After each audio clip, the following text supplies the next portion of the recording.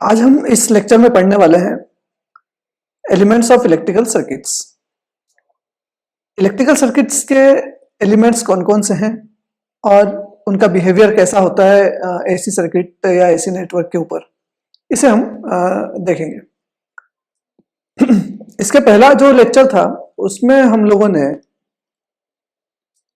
किसी AC wave shape की या एसी वेवफॉर्म के इंस्टेंटेनियस वैल्यू यानी उसकी terminology, instantaneous value, maximum value,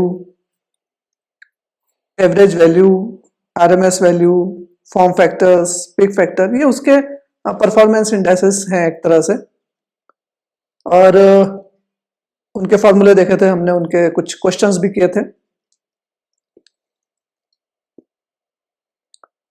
अब इस लेक्चर में हम लोग जो है किसी भी एक इलेक्ट्रिकल नेटवर्क में कौन कौन से एलिमेंट से यूज होते हैं और उनका बिहेवियर कैसा होगा ये देखना चाहते हैं। तो सबसे पहले फिर से हम देखते हैं कि एक इलेक्ट्रिकल नेटवर्क होता कैसे है।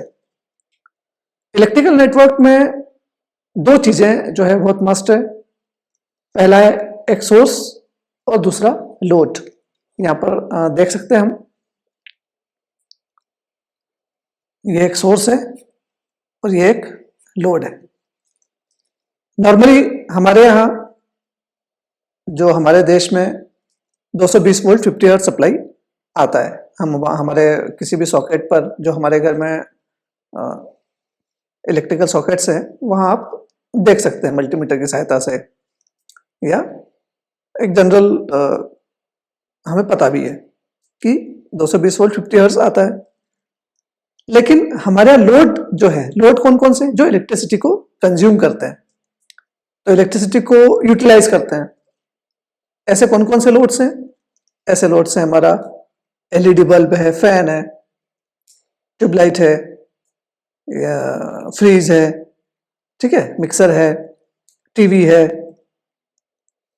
और आप अपने चारों तरफ नजर दौड़ाएंगे तो आपको बहुत सारे ऐसे एलिमेंट्स मिलेंगे, जो ऐसे अप्लायंसेस मिलेंगे जो इलेक्ट्रिसिटी पे काम करते हैं। लेकिन आप थोड़ा सा और उन्हें देखें, उन सभी का नेचर अलग अलग है। कोई डीसी पर काम करता है, किसी को कम वोल्टेज की जरूरत है, ठीक है, कोई किसी को कम फ्रीक्वेंसी की आवश्यकता है या ज्यादा फ्रीक्वेंसी की आवश्यकता है। ऐसे एलिमेंट्स हमारे यहाँ तो नहीं मिलेंगे, इंडस्ट्रीज में जरूर हम उनका यूज करते हैं। लेकिन इन ऑल बात यह है कि एसी सोर्स हमारा फिक्स है, लेकिन जो लोड है वो अलग अलग तरह के हैं, उनका नेचर अलग अलग है। इसलिए जैसे एक एग्जांपल हम लोग लेते हैं, हमारा फैन को हम स्पीड वेरी करते हैं, कभी 1 की स्पीड पर चलाते हैं, कभी 5 की स्पीड पर चलाते हैं, या इंटरमीडिएट स्पीड्स पर भी चला सकते हैं। तो सोर्स तो हमारा फिक्स है, लेकिन उसे पावर, जो लोड को जो पावर जानी चाहिए वो हमें कम देनी है। तो बीच में कोई ना कोई एक ऐसा एलिमेंट हमें लगाना पड़ेगा जो उस एनर्जी को डिसिपेट कर पाए, डिसिपेट करे, ठीक है, ताकि हमारा जो पावर जो फैन को चाहिए वो कम हो जाए और हमें कम आउटपुट पावर मिले, ठीक है। तो इसलिए कोई ना कोई एलिमेंट ऐसा हमें बीच में लगाना पड़ेगा जो उस एनर्जी को कंज्यूम कर ले। तो उसके लिए हम लोग रेगुलेटर्स लगाते हैं। आपने देखा होगा स्विच और फैन के बीच में एक रेगुलेटर होता है, जिससे हम अपनी स्पीड को रेगुलेट कर पाते हैं, स्पीड को कम ज्यादा कर सकते हैं। तो बेसिकली किसी भी इलेक्ट्रिकल सर्किट में 3 तरह के एलिमेंट्स होते हैं। एक होता है रेजिस्टर, दूसरा इंडक्टर और तीसरा कैपेसिटर। रेजिस्टर को हिंदी में हम कहते हैं फर्स्ट वन, यह है रेजिस्टर। रेजिस्टेंस यदि हमने पहले पढ़ा हो तो रेजिस्टेंस वो एलिमेंट है जो हमारी इलेक्ट्रिकल एनर्जी है उसको हीट एनर्जी में कन्वर्ट करता है, यानी वो जो एनर्जी है उसको हीट के रूप में डिसिपेट करता है। उससे क्या फायदा होगा? उससे जो सर्किट में जब हम आगे जाते हैं तो कम पावर आपको मिलेगी, ठीक है। उसका बिहेवियर हम देखते हैं कैसा होता है आगे। पर पहला एलिमेंट जो हमें ध्यान रखना है, दैट इज रेजिस्टेंस। रजिस्टर हम लोग प्रतिरोध यूज नहीं करेंगे, है ना, रजिस्टर ही जो है आगे आने वाले समय में यूज करेंगे। उसके लिए जो टर्म यूज होती है उस फिनोमेना को रिप्रेजेंट करने के लिए, दैट इज रेजिस्टेंस। उसका सिंबल इस तरह से होता है, इसको यदि हम अपने नोटबुक में जब या किसी सर्किट में बनाएंगे तो इस तरह से रिप्रेजेंट करेंगे। इसका सिंबल होता है आर, इसकी यूनिट होती है ओम्स। और एक सबसे महत्वपूर्ण चीज, जब हम एसी में इसके प्रीवियस लेक्चर में आपने पढ़ा होगा, तो वोल्टेज और करंट के बीच में फेज डिफरेंस की बात की थी हमने। यानी फेज क्या होता है, जब हम एसी क्वांटिटी की बात करते हैं तो फेज एक इंपॉर्टेंट टर्म है। वो ये बताती है कि किसी भी क्वांटिटी की, चाहे वोल्टेज हो या करंट हो, उसका जीरो कहां से शुरू हो रहा है, यानी वहां साइकिल किस एंगल से शुरू हो रही है। हमारे पास 0 to 360 डिग्री है ना, 2 पाई तक की हमारी एक साइकिल है, 0 to 2 पाई। लेकिन ये जीरो आखिर साइकिल का जो जीरो है वो कहां से स्टार्ट हो रहा है, वो कहलाता है हमारा फेज। यदि वोल्टेज और करंट का फेज सेम है, इसका मतलब है कि जब वोल्टेज की वेवफॉर्म का जीरो आएगा, उसी समय करंट की वेवफॉर्म का भी जीरो आएगा। इसको हम आगे जब डिटेल में बात करेंगे तो देखते हैं। दूसरा एक इंपॉर्टेंट एलिमेंट है, that is inductor. Inductor is nothing but a coil. जो हमने हमारी मोटर्स में कभी मोटर खुली हुई हो, उसको देखा हो, तो उसमें पता चलेगा। आगे कुछ इमेजेस भी हैं, तो जो हम डिटेल में डिस्कस करते हैं इसे। तो इंडक्टर का जो सिंबल है दैट इज ये, इसको एल से हम रिप्रेजेंट करते हैं, और नोटबुक में हम इस तरह से, सर्किट में इस तरह से इसको रिप्रेजेंट करेंगे। इसकी जो यूनिट है दैट इज हेनरी, और इसमें करंट जो है वो वोल्टेज से पीछे चलता है ना, it lags behind the voltage. तीसरा एक इंपॉर्टेंट एलिमेंट है कैपेसिटर। इसको हम रिप्रेजेंट करते हैं कैपेसिटेंस से, इस तरह से ही रिप्रेजेंट होगा। इसकी जो यूनिट है दैट इज, इसको सी से रिप्रेजेंट करते हैं, इसकी यूनिट है फेराइट। और इसमें करंट जो है वो वोल्टेज से लीड करता है। तो अब हम वन बाय वन इन सभी एलिमेंट्स को डिस्कस करते हैं, फिर उसके बाद हम देखते हैं कि इनका बिहेवियर कैसा होगा एसी सर्किट के ऊपर। So first one is behaviour of AC circuit having pure resistance. किसी प्योर रेजिस्टेंस के साथ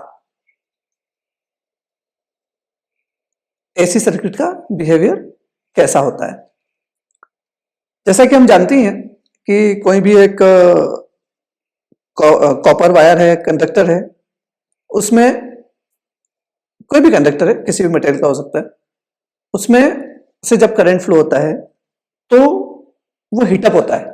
कभी गौर किया होगा, तो उसमें बेसिकली वो हीटअप इसीलिए होता है कि उसका एक अपना इनबिल्ट इनहेरेंट रेजिस्टेंस होता है, और उस रेजिस्टेंस के कारण जो है, क्योंकि मैंने बताया कि जो रेजिस्टेंस है वो इलेक्ट्रिकल एनर्जी को हीट एनर्जी में कन्वर्ट करता है, ताकि हम जो सब्सिक्वेंट जो हमारा सर्किट है उसमें हमें कम एनर्जी प्राप्त हो, कम पावर प्राप्त हो। तो बेसिकली जो रेजिस्टेंस है उसका काम करंट का अपोज करना है। It opposes the flow of charge और फ्लो ऑफ करंट। ये वाले जो सर्किट्स इस टाइप का, ये जो आपको स्क्रीन पर डायग्राम्स दिख रहे हैं, ये कभी किसी इलेक्ट्रिकल सर्किट प्रैक्टिकली, जैसे कंप्यूटर का मदरबोर्ड है या इस टाइप का कोई इलेक्ट्रॉनिक सर्किट आपने जो ओपन किया होगा, तो उसमें आपको इस टाइप के जो दिखते हैं, दैट एलिमेंट्स जो दिखाई देते हैं, वो दैट आर द रेजिस्टेंसेस। तो रेजिस्टेंस का बिहेवियर एसी सर्किट पे देखें। ये हमारा AC source, that is our AC source, and that is a resistance, प्रतिरोध। तो हमने डीसी नेटवर्क में पढ़ा है, रेजिस्टेंस जो है वो एक ओम्स लॉ को फॉलो करता है, यहां पर आप देख सकते हैं। और V is equal to I R जो है उसका रिलेशनशिप है, लेकिन एसी सर्किट के साथ क्या है, एसी सर्किट के साथ यहां पर फेज का एक जो टर्मिनोलॉजी है दैट इज वेरी इंपॉर्टेंट। और फेज क्या होता है, जैसा हमने पहले डिस्कस किया भी है उसमें, कि फेज ये जो इस जीरो एंगल पर आप देखें कि वोल्टेज शुरू हो रहा है यहां से और करंट भी यहीं से शुरू हो रहा है। ये वोल्टेज की वेवफॉर्म है, this one is of voltage waveform V M sine omega T, और ये करंट की वेवफॉर्म है I M sine omega T. Current की वैल्यू कुछ कम होती है, जैसे हमारे घरों में 5 एम्पियर तक करंट फ्लो होता है, तो लेकिन 220 वोल्ट सप्लाई है, इसीलिए हमने जो है amplitude that is called amplitude. ये एम्पलीट्यूड कितना है ना, वोल्टेज का ज्यादा होगा करंट का कम होगा, तो इसलिए हमने इसको एम्पलीट्यूड वाइज तो छोटा बनाया है। लेकिन जो फेज है यहां पर देखें आप, कहां से शुरू हो रहा है, ये जीरो से शुरू हो रहा है वोल्ट, यानी इसे ऐसा कहें कि वोल्टेज और करंट की जो साइकिल है वो सेम पॉइंट से स्टार्ट हो रही है, इसलिए हम ये कहते हैं कि ये इन फेज क्वांटिटीज है। इनका मैक्सिमम भी सेम पॉइंट पे ही आ रहा है π/2 पर। ये इनकी जो नेक्स्ट हाफ साइकिल शुरू होती है दैट इज फ्रॉम पाई, यानी सेम से शुरू हो रही है। अब ये यदि शिफ्टेड होंगी, यदि ये जीरो से ना शुरू की कहीं और से हो, लेकिन दोनों सेम, दोनों का जो स्टार्टिंग पॉइंट है, दोनों के जो पॉजिटिव हाफ साइकिल का जो इनिशियल पॉइंट है, if this is same then that are called in phase quantities.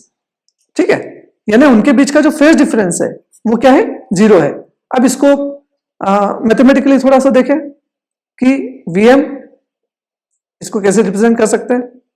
Voltage की जो वेवफॉर्म है वो क्या होगी, small v is equal to, instantaneous value की बात कर रहे हैं, साइन ओमेगा टी, और करंट की क्या होगी, Im साइन ओमेगा टी। क्यों, क्योंकि दोनों सेम फेज में है। ठीक है, तो करंट की जो, यदि हम Im के प्लेस पर Vm by R sine omega T, ये हो जाएगा, ये हमारा करंट का रिलेशनशिप हो गया इन टर्म्स ऑफ वोल्टेज। ठीक है, अब इसे देखें थोड़ा सा फेजर डायग्राम्स के रूप में। फेजर डायग्राम क्या होता है, फेजर डायग्राम जो है वो हमें किसी कुछ क्वांटिटीज के, एक से ज्यादा क्वांटिटीज के फेज के बारे में आइडिया देता है, यह कहलाता है फेजर डायग्राम। यहां पर आप स्क्रीन पे देख सकते हैं, तो यहां पर आप वोल्टेज, ये जो लेंथ है ये रिप्रेजेंट कर रही है वोल्टेज के मैग्नीट्यूड को, और ये वाली जो लेंथ है वो करंट के मैग्नीट्यूड को रिप्रेजेंट करती है। तो उनका जो एम्पलीट्यूड का डिफरेंस है इसलिए उनकी लेंथ में डिफरेंस है, लेकिन वो है एक दूसरे के ऊपर। ठीक है, मतलब ये एक दूसरे को ओवरलैप कर रही है, इसका मतलब है कि वो सेम फेज में है। ठीक है, इसके आगे हम इंडक्टर में ये देखेंगे कि आउट ऑफ फेज क्वांटिटीज कैसी होती है, यदि ये सेम फेज में नहीं है तो कैसी होंगी। ठीक है, तो हमें ये याद रखना है कि जब कोई प्योर रेजिस्टिव सर्किट है तो उसमें वोल्टेज और करंट का मैग्नीट्यूड सेम नहीं होगा, लेकिन उनका फेज हमेशा सेम होगा, यानी वोल्टेज और करंट दोनों सेम फेज में होंगी। क्लियर है? देन एक प्योर इंडक्टर का बिहेवियर हम एसी सर्किट के साथ देखते हैं कि ये कैसा होता है। इंडक्टर क्या होता है, सबसे पहले ये जानना जरूरी है कि इंडक्टर क्या होता है, इसका ये क्या काम करता है।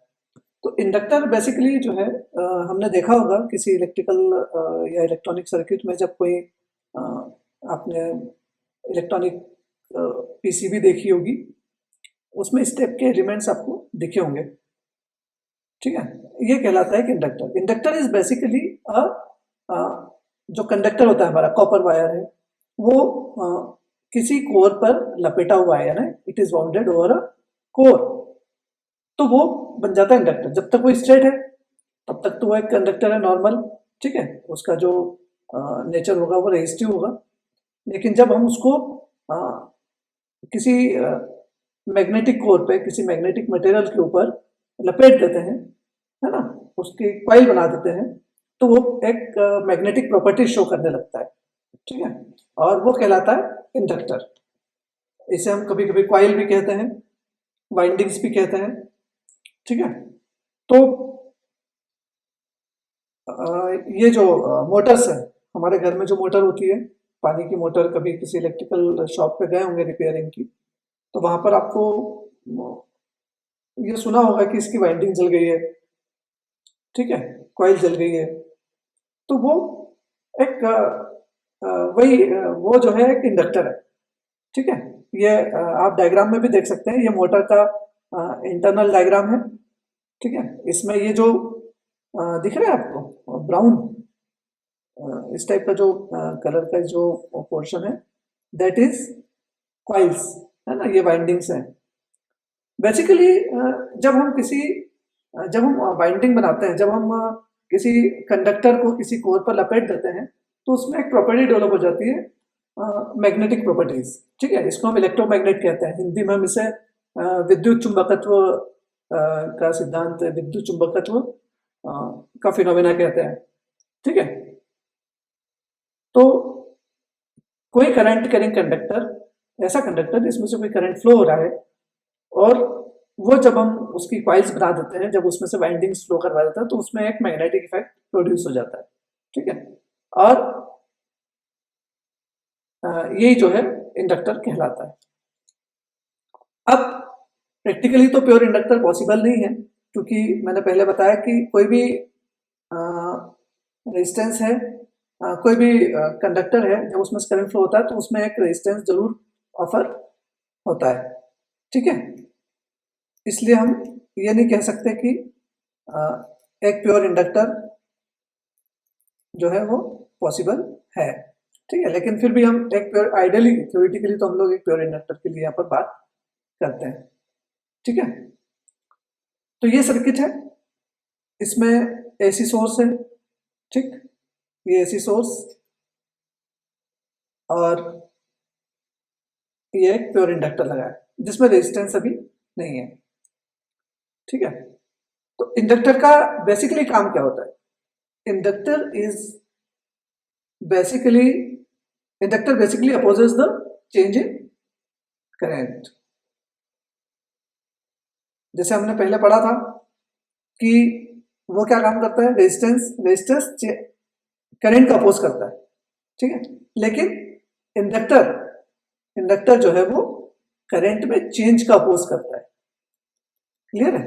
इंडक्टर में चेंज का अपोज करना है ना, करंट का अपोज करना नहीं हो गया, सॉरी, करंट का अपोज, करंट में चेंज का अपोज करना मतलब करंट का अपोज करना नहीं हो गया, ठीक है। करंट में चेंज, करंट का अपोज करना और करंट में चेंज का अपोज करना, ये दोनों डिफरेंट चीजें हैं, ठीक है। रेजिस्टेंस जो है वो करंट का अपोज करता है, फ्लो ऑफ चार्ज का अपोज करता है, लेकिन इंडक्टर करंट में चेंज का अपोज करता है, ठीक है। तो यहां देखें हम, अब इसकी वेवफॉर्म्स को देखते हैं। वेवफॉर्म्स के अकॉर्डिंग आप इस डायग्राम को देखिए, इसमें क्या हो रहा है, इस डायग्राम में ये वोल्टेज की वेवफॉर्म है, और ये जो है, जो डॉटेड लाइंस हैं, वो करंट की वेवफॉर्म है। तो मैग्नीट्यूड का जैसे पहले डिस्कस हुआ था, है ना, मैग्नीट्यूड में डिफरेंस हो सकता है, होता ही है, लेकिन ध्यान देने वाली बात यह है कि ये जो वोल्टेज का स्टार्टिंग पॉइंट है, वोल्टेज की जो साइकिल है उसका स्टार्टिंग पॉइंट और करंट की साइकिल का स्टार्टिंग पॉइंट, ये दोनों सेम नहीं है। इन दोनों में 90 डिग्री का डिफरेंस है, और जो करंट है वो वोल्टेज से पीछे चल रहा है, यानी पहले वोल्टेज का 0 पॉइंट आएगा, फिर करंट की साइकिल स्टार्ट होगी। ठीक है, अब चूंकि ये प्योर इंडक्टर है इसलिए यहाँ पर इन दोनों के बीच का जो फेज डिफरेंस है वो 90 डिग्री होगा। अदरवाइज प्रैक्टिकली यदि देखा जाए तो हर एक कंडक्टर में कुछ मात्रा में रेजिस्टेंस होता ही है। ठीक है, इसलिए ये 90 से कम भी हो सकता है। ठीक है, आइडियली जरूर 90 होगा प्योर इंडक्टर के लिए। ठीक है, इसलिए यहां पर देखें हम कि अब इनके मैथमेटिकली इनकी इक्वेशन देखो, Vm sin omega T, voltage की इक्वेशन क्या है, V is equal to Vm sin omega T. ठीक है, और करंट क्या होगा, Im sin omega T minus pi by 2। क्यों पाई बाय 2? क्योंकि ये 90 डिग्री क्यों कम हो रहा है, यदि हम एंगल में से पाई बाय 2 को माइनस करें, है ना, तो इस वेवफॉर्म को फॉलो करेगा। ठीक है, तो बेसिकली दो चीजें हमें ध्यान रखनी है कि एक तो ये चेंज का अपोज करता है, यानी करंट में जो भी परिवर्तन होगा, जैसे सपोज पहले करंट 2 एम्पियर फ्लो हो रहा था और बाद में कोई स्विच हमने लगाया उससे 5 एम्पियर करंट फ्लो होने लगा, तो जो 2 से 5 करंट होने की जो प्रोसेस है वो बेसिकली तो इंस्टेंटेनियस होना चाहिए, एकदम से 2 से 5 एम्पियर बढ़ जाना चाहिए। लेकिन जब इंडक्टर लगा होगा सर्किट में तो 2 से 5 एम्पियर तक जाने में कुछ समय लगेगा। क्यों? क्योंकि इंडक्टर जो है वो करंट में चेंज का अपोज करता है। ठीक है, फेजर डायग्राम से समझे इसे, यह है फेजर डायग्राम। वोल्टेज ये बनाया है हॉरिजॉन्टली, आप देख सकते हैं। ठीक है, ये वोल्टेज है और करंट 90 डिग्री लैग कर रहा है ना। ये फेजर डायग्राम में आप देख सकते हैं कि ये करंट जो है वो 90 डिग्री लैग कर रहा है। ये एंगल जो है वो इन दोनों के बीच का जो एंगल है that is 90 degree pure inductor के केस में, आइडियली थ्योरेटिकली। ठीक है, तो ये जो है एक इंडक्टर के का प्रिंसिपल हो गया, इंडक्टर कैसे काम करता है। ठीक है, इसका मैथमेटिकली निकालें हम, इसका जो फॉर्मूला होता है दैट इज वोल्टेज और करंट के बीच में जो रिलेशनशिप होता है that is V is equal to L di by dt। इसे आप पूरी तरह से याद कर लें, ये कंप्लीट फॉर्मूला है जो आपको बाद में इंडक्टर के लिए यूज होगा। तो बेसिकली जो इंस्टेंटेनियस वैल्यू है वोल्टेज की, वोल्टेज अक्रॉस इंडक्टर, ठीक है, यहाँ देखें, यानी इसके अक्रॉस जो इंडक्टर के अक्रॉस वोल्टेज, ठीक है, इसके अक्रॉस वोल्टेज की जो वैल्यू होगी that is V is equal to L di by dt। L क्या है? L इंडक्टेंस की वैल्यू है जिसको हम हेनरी में रिप्रेजेंट करते हैं। ठीक है, 1 हेनरी या 5 मिली हेनरी, है ना, इस तरह से जो भी है। ठीक है, 5 हेनरी, 10 हेनरी। ठीक है, तो ये इंडक्टर की वैल्यू है, वो उस इंडक्टर की प्रॉपर्टी को, उस इंडक्टर की स्ट्रेंथ को रिप्रेजेंट करता है। ठीक है, और di by dt is the change in current flowing through the inductor। ठीक है, तो बेसिकली जैसे हमने रेजिस्टेंस में क्या था, रेजिस्टेंस में था V is equal to IR। ठीक है, लेकिन यहाँ पर V is equal to L di by dt, ये याद रखना है हमें। तो V का formula instantaneous value of V याद करें आप थोड़ा सा, Vm साइन ओमेगा टी ये होता है। ठीक है, Vm sine omega T L di by dt। Basically हम I की इंस्टेंटेनियस वैल्यू यानी करंट की इंस्टेंटेनियस वैल्यू निकालना चाहते हैं। ठीक है, क्योंकि बेसिकली हमारे पास जब सप्लाई है तो हमारे पास एक कांस्टेंट वोल्टेज सप्लाई होती है अवेलेबल। ठीक है, यानी हम ये निकालना चाहते हैं कि यदि आपके पास 220 वोल्ट की सप्लाई है ना, या ऐसी सप्लाई जिसकी वैल्यू आपको दी हुई है। ठीक है, और कोई एक इंडक्टर की वैल्यू दी है, ठीक है, जब सपोज 50 मिली हेनरी, तो करंट की वैल्यू कैसे निकालेंगे ये हम देखना चाहते हैं। तो इसके लिए हमें करंट का एक्सप्रेशन चाहिए, ठीक है। तो Vm sin omega T is equal to L D I by D T, ये एक्सप्रेशन क्लियर है, ठीक। तो अब ये हो गया Vm by L sine omega T is equal to D I by D T, ठीक है। तो Vm अब इंटीग्रेट करें दोनों तरफ, means integration Vm by L sine omega T, इस डिफ्रेंशिएशन को रिमूव करने के लिए, उसको हटाने के लिए हमने इंटीग्रेट किया इसे, ठीक है, दोनों तरफ इंटीग्रेट कर दिया, तो यहाँ बचा आई, ठीक है। तो ये हो गया I is equal to V M by omega L cos omega T minus cos omega T, ठीक है। अब इसे यदि हम साइन की टर्म में लिखना चाहें तो I is equal to V M by omega L minus sine pi by 2 minus omega T, ठीक है। Sine pi by 2 minus theta, जो ट्रिग्नोमेट्री में पढ़ा था, और इस माइनस साइन को हटाना चाहें V M by omega L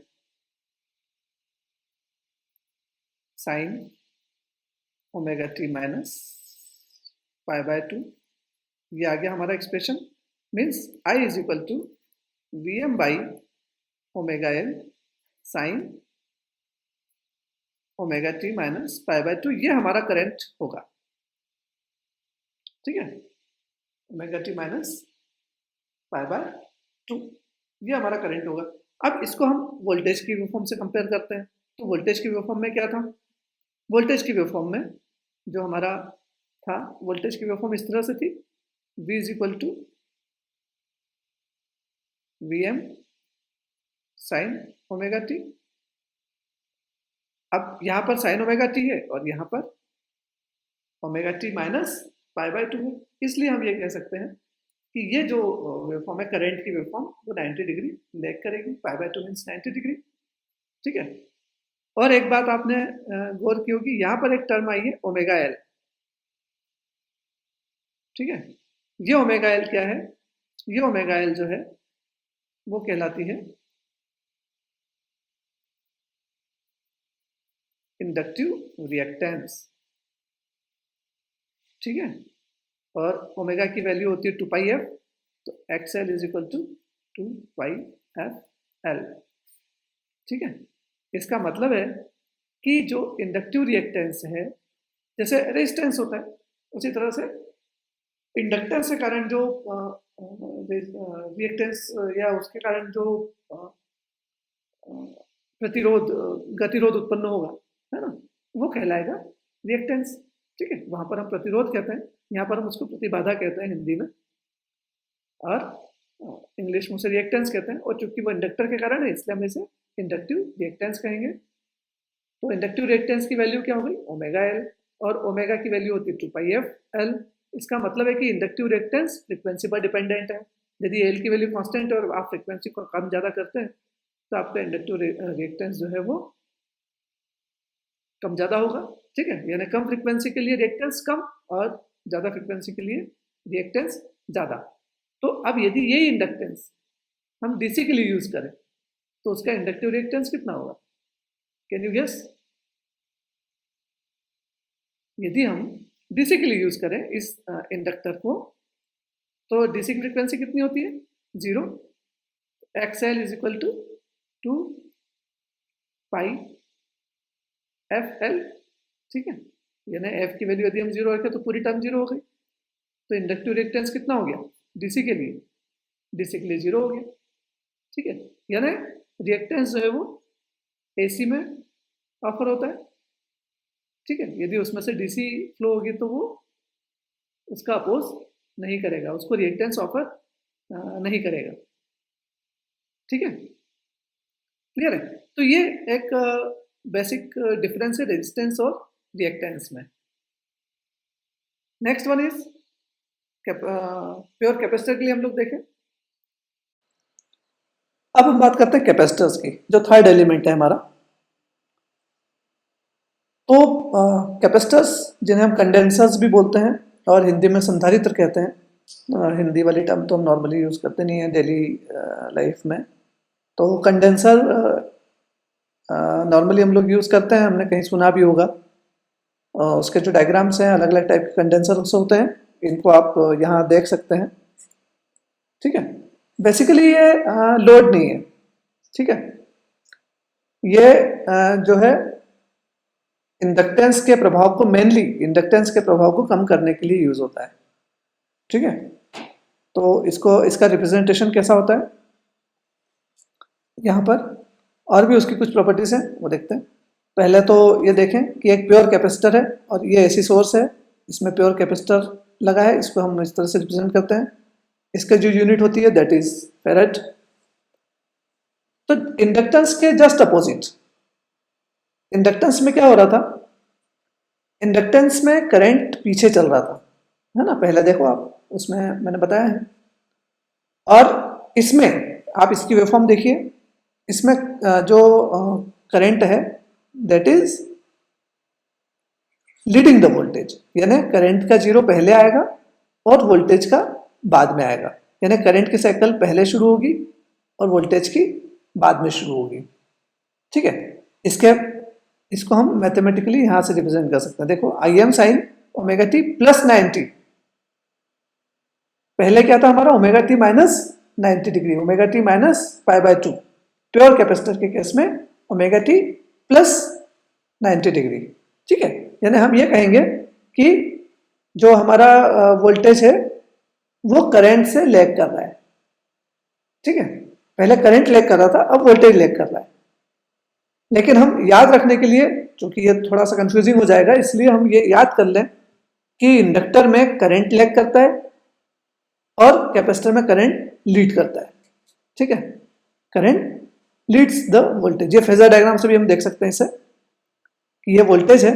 और ये ध्यान रखने वाली बात है, जब भी हम कोई फेजर डायग्राम बनाते हैं, फेजर डायग्राम बेसिकली किसी कुछ क्वांटिटीज के फेज डिफरेंस के बारे में हमें जानकारी देता है।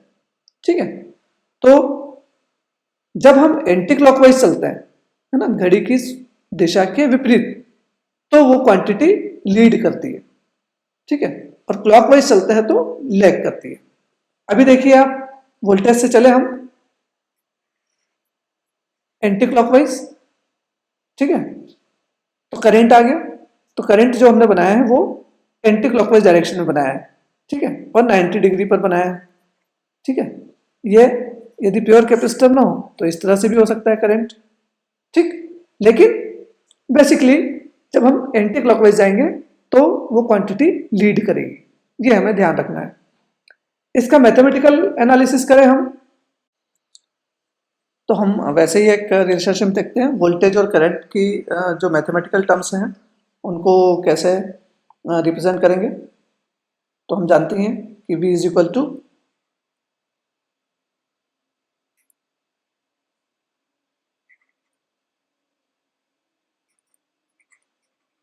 Vm साइन ओमेगा टी, ये हमारी बेसिक टर्म है। अब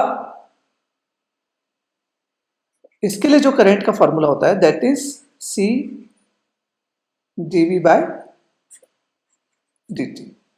ठीक है, ये फॉर्मूला आपको याद रखना है। जैसे हमने उसमें देखा था, voltage across inductor is V is equal to L/di/dt। यहाँ पर करंट अक्रॉस कैपेसिटर इज, क्योंकि वो चार्जेस को एक्यूमुलेट करते हैं। ठीक है, तो करंट इज C dV/dt। अब V की यहाँ पर रखें हम,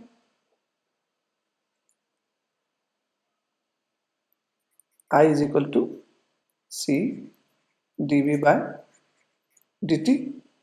तो V हमारे पास है, I इज इक्वल टू क्या है, V C D by D T V M sine omega T, ठीक है, ये हमारे पास है। आई इज इक्वल टू हो गया, V M is a constant term, so C V M D by D T sine omega T. अब differentiation करें, डिफ्रेंशिएशन के रूल्स हमें पता है, ओमेगा सी, क्योंकि टी के रिस्पेक्ट में हो रहा है ना कि ओमेगा टी के, इसलिए हम ओमेगा बाहर आएगा, omega C V M cos omega T, ठीक है।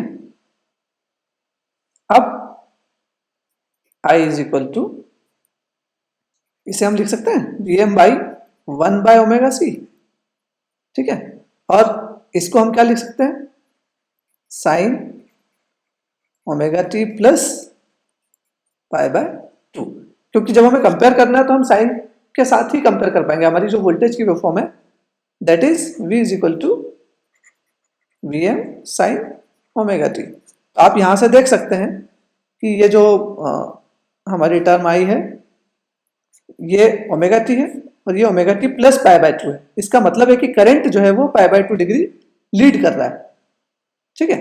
और एक टर्म और है 1 बाय ओमेगा सी, तो ये कहलाता है हमारा कैपेसिटिव रिएक्टेंस।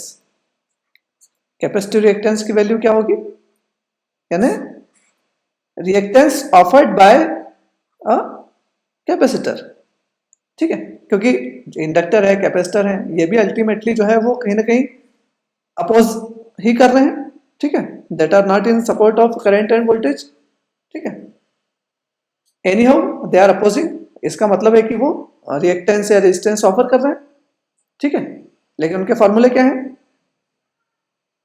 जो इंडक्टिव रिएक्टेंस है, रिएक्टेंस ऑफर्ड बाय इंडक्टेंस, उसका फॉर्मूला था omega L, XL is equal to omega L और XC is equal to 1 by omega C, ठीक है।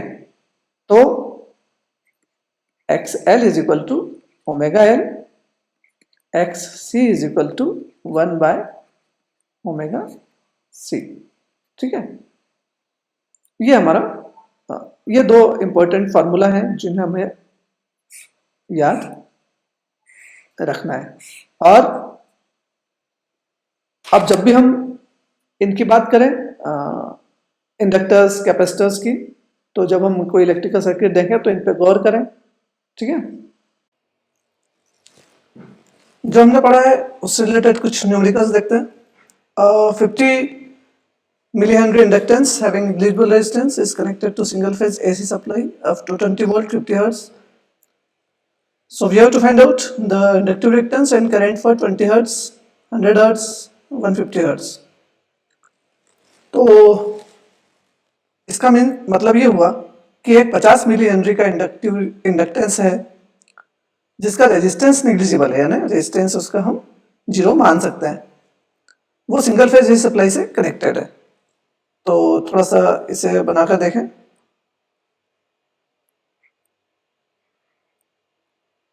एक एसी सप्लाई है हमारे पास 50 हर्ट्ज 220 वोल्ट की, और उसके साथ एक इंडक्टेंस कनेक्टेड है, ठीक है। एल की वैल्यू क्या दी हुई है, 50 मिली हेनरी। एल दिया है 50 milli henry, means 50 into 10⁻³ henry, ठीक है। तो एक्सएल का फॉर्मूला क्या है हमारे पास, remember from the lecture, omega L, XL inductive reactance है हमारा, ठीक है, हिंदी में उसे हम प्रतिबाधा भी कहते हैं। तो एक्सएल की वैल्यू निकालना है हमें, इंडक्टिव रिएक्टेंस निकालना है, अभी 50 हर्ट्ज के लिए निकालना है, फिर आगे देखते हैं। Omega is nothing but 2 pi F L, तो 2 into pi into F means कितना दिया है 50, ये दे रखा है न्यूमेरिकल में देखें 50 हर्ट्ज, इंटू एल की वैल्यू तो ये हमारा आएगा 15.7 ओम्स। ठीक है, तो ये हमारा एक्सएल हो गया। अब बात करते हैं करंट की। यहां पर जो करंट पूछा है इन्होंने, यहां पर ये नहीं लिखा है कि मैक्सिमम करंट निकालना है या एवरेज करंट निकालना है, इसलिए बाय डिफॉल्ट हम इसे आरएमएस करंट के बारे में बात करेंगे। तो I is equal to V by XL, जैसे ओम्स लॉ होता है। ठीक है, तो I is equal to V by R होता है, यहां पर इंडक्टिव रिएक्टेंस है, इसलिए I is equal to V by XL.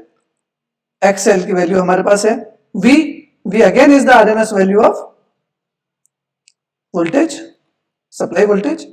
तो 220 वोल्ट डिवाइडेड बाय हमारा एक्सएल क्या निकला है 15.7।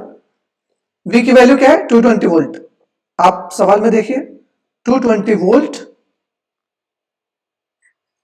बेसिकली यहां पर मेंशन नहीं है, इसलिए ये आरएमएस वैल्यू है, और हम लोग नॉर्मली आरएमएस वैल्यू ही मेंशन करते हैं। जो भी न्यूमेरिकल्स आएंगे वहां पर नॉर्मली जो है वो आरएमएस वैल्यू ही दी हुई होगी। ठीक है, तो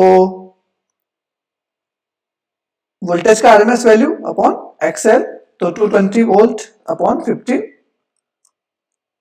डिवाइडेड बाय 15.7, ये आ जाएगा 14.01, ऑलमोस्ट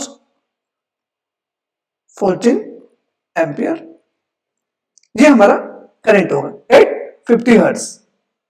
ठीक है, अब क्वेश्चन का जो नेक्स्ट पार्ट है दैट इज, यहां पर उन्होंने 50 हर्ट्ज, 100 हर्ट्ज, 150 हर्ट्ज के लिए भी पूछा है। तो जहां पर भी हमने एफ लिया है, ठीक है, जहां पर भी हमने एफ लिया है, यहां देखिए एक्सएल, तो केवल हमें एफ की वैल्यू को चेंज करना है। ठीक है, तो एक एग्जांपल हम लोग लेते हैं। XL is equal to for 20 hertz, XL की वैल्यू क्या हो जाएगी 2 पाई इंटू 20 इंटू एल। तो 2 पाई इंटू 20 इंटू एल की वैल्यू कभी भी चेंज नहीं होगी क्योंकि एल कांस्टेंट है, एक इंडक्टेंस हमने एक हार्डवेयर टूल है, तो उसकी वैल्यू कांस्टेंट है हमारे पास। ठीक है, तो ये आ जाएगा 2 पाई इंटू 20 इंटू 50,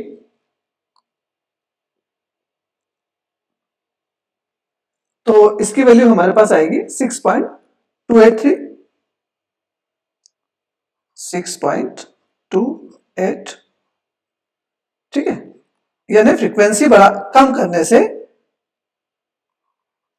यहां पर देखिए आप पहले क्या थी हमारी फ्रीक्वेंसी 50 हर्ट्ज थी, तो एक्सएल की वैल्यू क्या आई 15.7 ओम। फ्रीक्वेंसी कम की तो एक्सएल कम हो गया 6.28। अब हम आई निकालें तो I is equal to V by XL means V by 220 volt upon 6.28।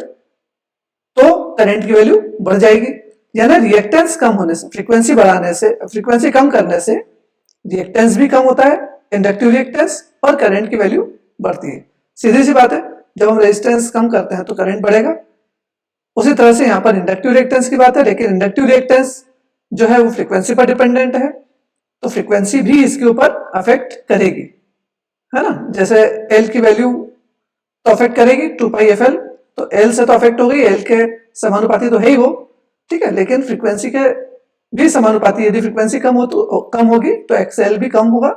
Frequency जैसे जैसे बढ़ेगी, आप 100 न्यूमेरिकल में दिया है 100 वोल्ट के लिए, 100 हर्ट्ज के लिए, 150 हर्ट्ज के लिए भी आप इसे निकाल कर देख सकते हैं। जब आप 100 हर्ट्ज के निकालेंगे तो आपको 15.7 से ज्यादा निकलेगी, जो हमने 50 हर्ट्ज के लिए निकाला था उससे ज्यादा आपका इंडक्टिव रिएक्टेंस आएगा। तो नेचुरली यदि रिएक्टेंस बढ़ गया तो करंट कम हो जाएगा। ठीक है, सिमिलरली एक न्यूमेरिकल और है, इसे भी देख लें। ठीक है।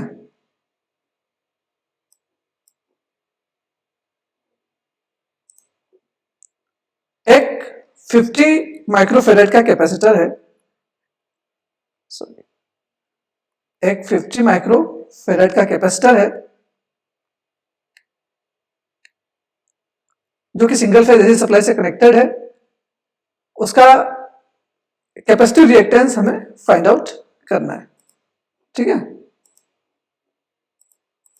What we have to find out? Capacitive reactance, ठीक है, क्योंकि कैपेसिटेंस लगा तो कैपेसिटिव रिएक्टेंस लगा है हमारे पास, ठीक है।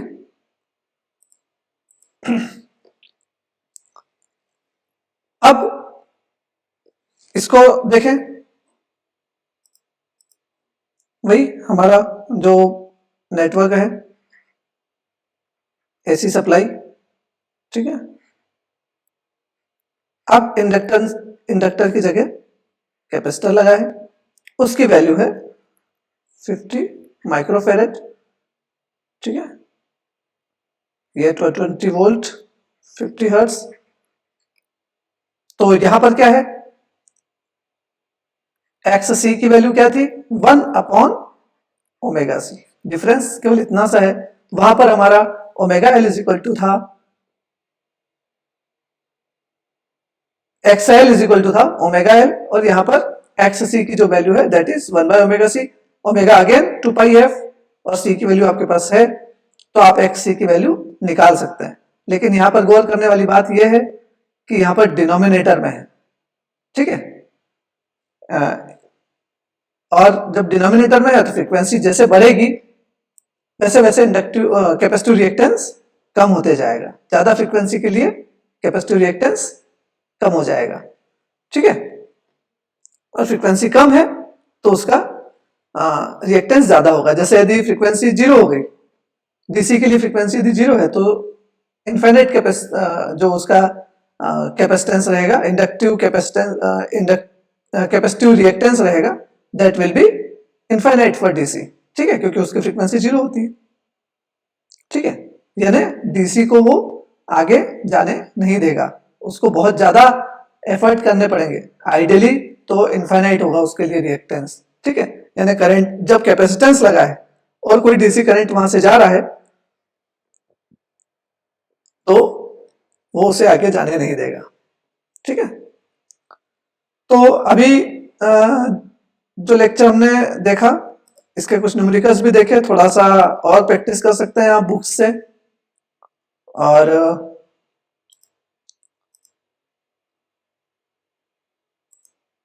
आज के लेक्चर में जो हमने पढ़ा that is behaviour of resistance with AC circuit, behaviour of inductance with AC circuit, है ना, रेजिस्टेंस है प्रतिरोध। तो बेसिकली हम लोग चूंकि एसी सर्किट की बात कर रहे हैं तो नेचुरली जो है हम रेजिस्टेंस, इंडक्टेंस और कैपेसिटेंस का एसी सर्किट के साथ कैसा बिहेवियर रहता है, अलग अलग फ्रीक्वेंसी पे कैसा बिहेवियर रहता है, ये हमने देखा। और उनके फेजर डायग्राम्स को स्टडी किया। फेजर डायग्राम जो हमें फेज के बारे में आइडिया देता है, कौन सी क्वांटिटी वोल्टेज आगे चल रहा है या करंट आगे चल रहा है, ठीक है। जैसे इंडक्टेंस के लिए करंट पीछे चलता है, ठीक है, वोल्टेज से, और कैपेसिटेंस के केस में जो करंट है वो लीड करता है वोल्टेज से, ठीक है। तो ये चीजें हमने पढ़ी है अभी इस लेक्चर में, ठीक है। तो नेक्स्ट लेक्चर में हम लोग सीरीज एसी सर्किट्स के बारे में डिस्कस करेंगे, ठीक। Okay, thank you.